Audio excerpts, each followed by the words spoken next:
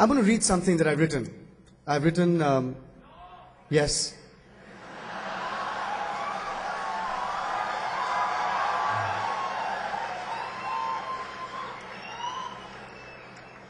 And whoever gets bored is free to just leave. There's no problem.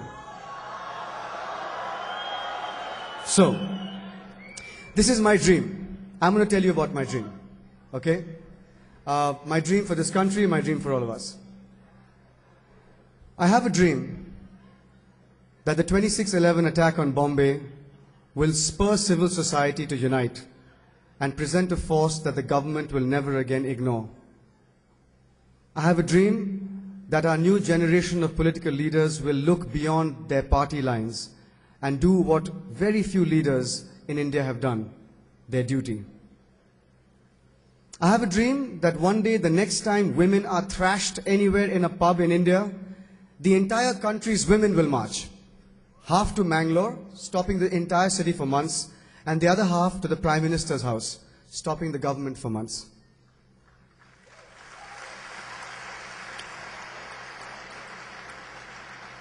I have a dream that 100 million Indian children will not go to bed hungry every night. 100 million, that's 2 United Kingdoms. That pregnant women will never again have their wombs slit, their living fetuses torn out and dashed to death, and then they're set on fire like they were in Gujarat in 2002. And that there will not be a rape every 23 minutes in this country, or a dowry death every 33 minutes. I have a dream that small farmers who have little plots of land will never again have to say sorry to their children and then commit suicide. I have a dream that when a girl goes to her mother and says her uncle or her father has sexually molested her, she will not be asked, "Are you sure?" She will not be told, "Don't be silly, you're imagining things." I have a dream that one day Muslims who fled Bombay in 1992 will return to their homes and M.F. Hussain will return to his. I have a dream of a time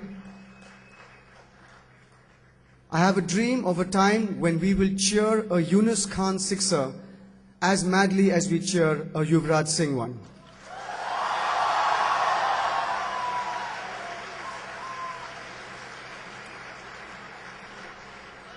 Of a time where no girl child will have to walk the 4-kilometer average to fetch water every day.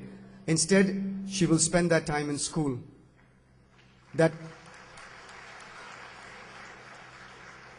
we will allow people with AIDS to work with us, eat with us, live with us with dignity. I have a dream where God is not a setu or a pandal blocking the street or the reason for jihad, but God is someone, something that is linked with our hopes, our hearts, and our homes. I have a dream that one day I will be 6 inches taller.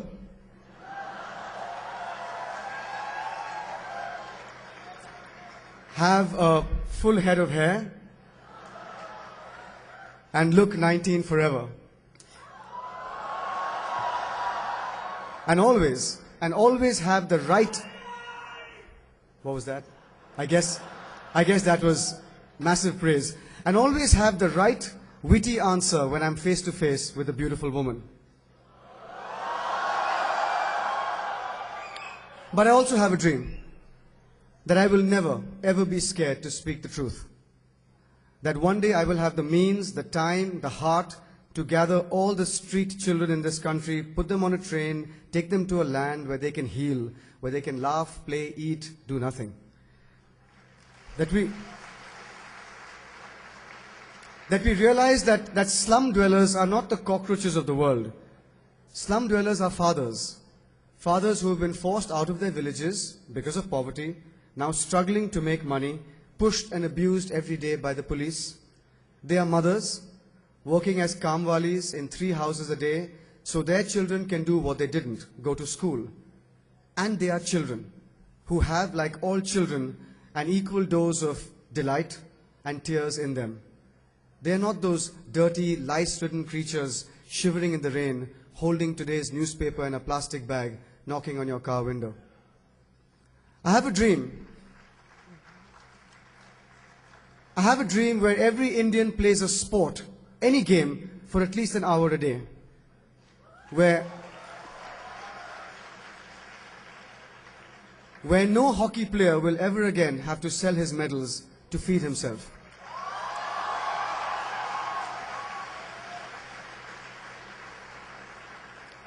Where we win 20 gold medals in London 2012. If we do things right, it's possible. And where the Indian rugby team wins the World Cup. We are ranked 83rd now, so I think I'll have to cheer for my wheelchair. Finally, I have a dream that one day, all of us will stop what we're doing.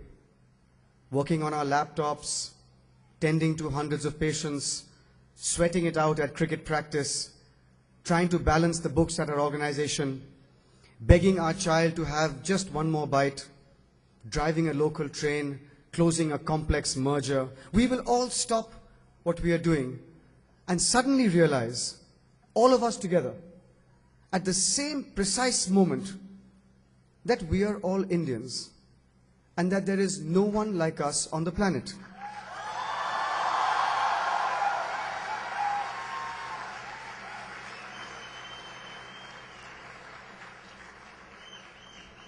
We are unique because we fight with words all the time, with fists sometimes. We talk loudly on our phones. We laugh loudest at our own jokes. We are sexist. We are sexist, smelly, love sweets, swear we will exercise tomorrow, and don't believe in queues. But that we are also moved to tears by a sad film song. We fight to pay the bill in any restaurant. You cannot leave our home without at least a cup of tea and some thepla or vada or shinghara or mithai, or you get my point. We feel guilty if we don't stand up when someone elderly walks into the room. We don't shake hands, we hug. We are all first cricket selectors, then we are bankers, lawyers, engineers, whatever.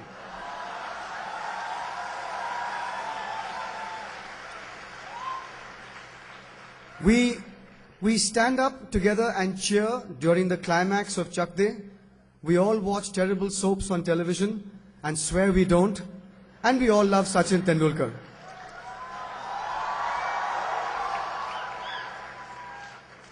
And at that moment, when we realize that we're all the same, the choice will be ours.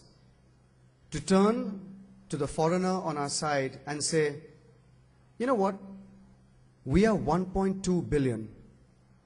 1.2 billion. The world is 6 billion. That's one Indian for every 4 non-Indians. And we'll turn to the rest of us and say, sounds good, let's do it.